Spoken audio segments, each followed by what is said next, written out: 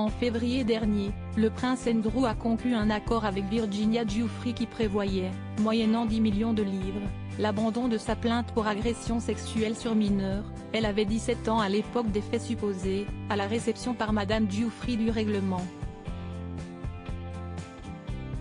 À l'époque, il s'était fendu d'un communiqué via son avocat.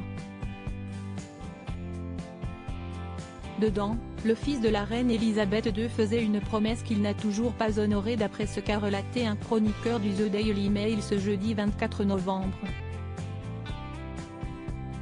En effet, en plus des 10 millions, le frère du roi Charles III avait promis de verser 2 millions de livres à une organisation caritative pour les victimes de trafic sexuel.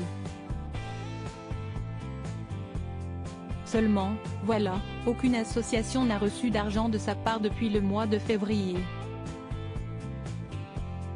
Le chroniqueur a rappelé que la dernière action caritative majeure du prince Andrew a été d'apparaître dans une séance de photos soigneusement gérée, emballant des sacs cadeaux aux côtés de son ex-femme Sarah pour le personnel des hospices touchés par la pandémie en 2020.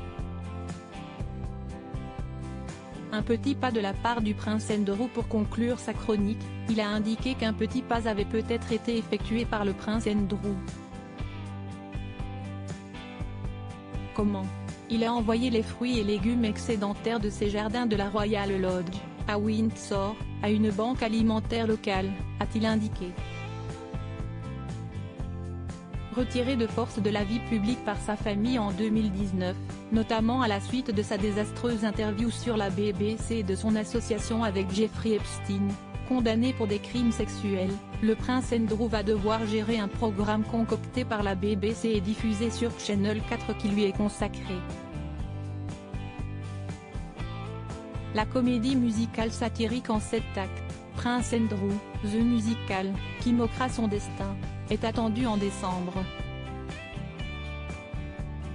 L'occasion d'en remettre une couche sur les scandales entourant le prince Andrew, dont se serait bien passée la famille royale. Entre ce spectacle, le documentaire sur Netflix du duc et de la duchesse de Sussex, Mike Tindall dans une télé-réalité anglaise et les mémoires du prince Harry, suppléant, Spare en anglais, prévu le 10 janvier, les prochaines semaines s'annoncent chargées du côté de Buckingham.